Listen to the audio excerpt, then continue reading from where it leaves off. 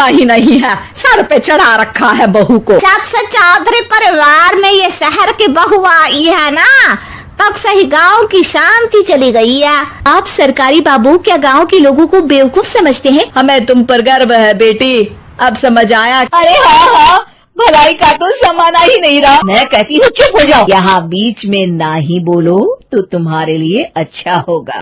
श्रीवास्तव मौसी का जब बेटा हुआ था, उन्होंने तभी ठान लिया था कि अपने बेटे के लिए सबसे सुंदर लड़की का हाथ मांग कर लाएंगी।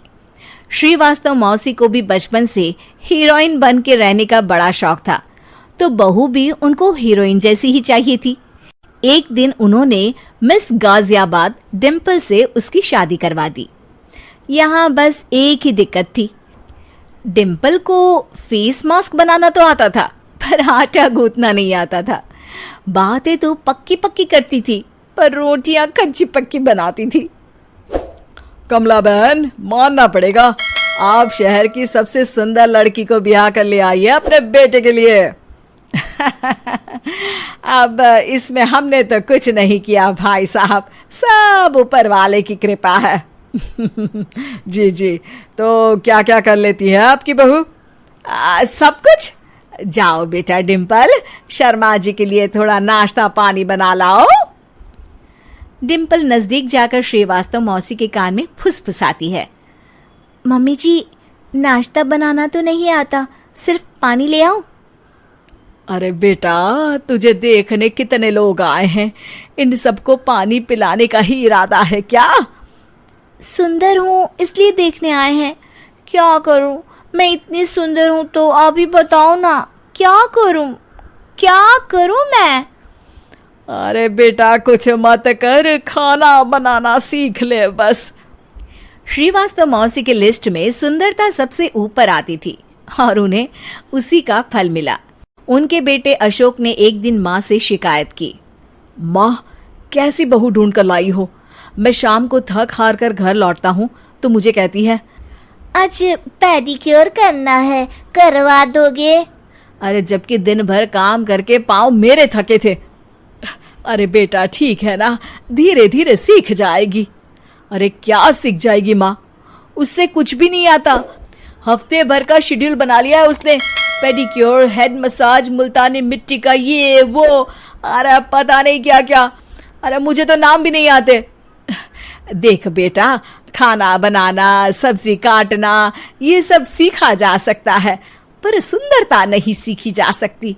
इतनी सुंदर बहू मिली है, फिर भी तू खुश नहीं है, कैसा बेटा है तू? श्रीवास्तव मौसी का मानना था कि समय रहते बहू सब सीख जाएगी, पर मिस गाजियाबाद से शादी कराने के बाद घर का जो नाम हुआ है वो जरूरी है। अरे सबकी बहू खाना बना लेती है, हमारे घर में तो काम वाली दीदी भी है, पर हमारे घर में जितनी सुंदर बहू है ना, उतनी किसी के घर में नहीं। ऐसा श्रीवास्तव मौसी सबको कहती रहती। फिर एक दिन वो हो गया जो नहीं होना चाहिए था, डिम्पल को पिंपल हो गया। डिम्पल घर में छुपी बैठी थी, पर ऐसी खबर छिपती कहाँ है। शर्मा जी घर में अपने बेटी की शादी का न्योता देने आए तो उन्होंने पूछ लिया, अरे आज आपकी बहू नहीं दिख रही? हाँ, वो ना थोड़ा काम में बिजी है, आती ही होगी। और इतने में डिम्पल सही में किसी काम से वहां आ जाती है। बस शर्मा जी की नजर पड़ जाती है डिम्पल के पिंपल पर, जो उन्हें चांद पे दाग जैसा लगता है। पूरे शहर में बात फैल जाती है कि डिम्पल को पिंपल हो गया है। ये दिक्कत काफी गंभीर थी और श्रीवास्तव मौसी को पता था कि अगर ऐसा चलता रहा तो उन्होंने जो हासिल किया था सब मिट्टी में मिल जाएगा। उन्होंने फट से डिम्पल को अपने कमरे में बुलाया। अरे बेटा, शर्मा जी के बेटे की शादी 1 हफ्ते में ही है, हमें उससे पहले ही तुझे वापस सुंदर बनाना पड़ेगा। तू बता, तुझे मेकअप के लिए क्या क्या चाहिए? डिम्पल की दी गई लिस्ट का सामान श्रीवास्तव मौसी शाम को ही ले आती है और उसके बाद शुरू होता है डिम्पल का मेकओवर। 1 हफ्ते में सारे क्रीम्स पाउडर टेस्ट हो चुके हैं और डिम्पल और श्रीवास्तव मौसी रेडी हो जाते हैं शर्मा जी के बेटे की शादी के लिए। शादी के दिन डिम्पल बहुत सुंदर लग रही थी। श्रीवास्तव मौसी को उम्मीद थी कि बस अब तो हर जगह वो और डिम्पल ही छाए रहेंगे, चाहे शादी किसी की भी हो। पर जब वो शादी में पहुंचते हैं तो उन्हें बाहर शर्मा जी लोगों का स्वागत करते मिलते हैं। अरे कमला जी, सही समय पर आई हैं। आप ही का इंतजार था। हमने भी हमारे बेटे के लिए मिस अहमदाबाद ढूंढी है।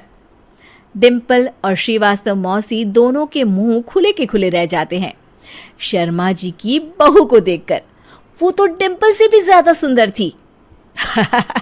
क्यों, हमने भी अच्छी बहू ढूंढी है ना? हाँ हाँ शर्मा जी, बाकी आजकल के जमाने में सुंदरता से क्या होता है भाई। देखो, बूढ़े तो सब होते हैं। मैं तो मानती हूं कि बस रोटियां गोल बना दे, इससे ज्यादा क्या चाहिए। सुंदरता का क्या है, ढल जाती है, पर गुण वो हमेशा रहते हैं। अरे बाबा, इतना बड़ा ज्ञान आपको कोई गुरु भी नहीं देता जितना बड़ा ज्ञान आपको एक छोटे से पिंपल से मिल गया। अगले दिन जब अशोक डिम्पल से बात कर रहा होता है, कल शादी में मिस अहमदाबाद के बाद सब मिस गाजियाबाद यानी तुमको ही देख रहे थे।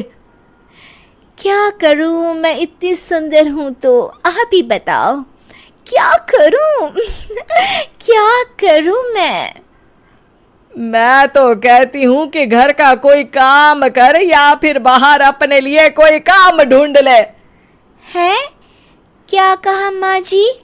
हाँ जी, सुंदरता का क्या है। कल तूने मिस अहमदाबाद से मात खाई, आगे कोई मिस हैदराबाद आ जाएगी या मिस फैजादाबाद आ जाएगी, इसलिए काम पर ध्यान दो। हाँ। और कुछ महीनों बाद, अरे बहू, काम करने के बाद तू सुंदर नहीं, अति सुंदर हो गई है।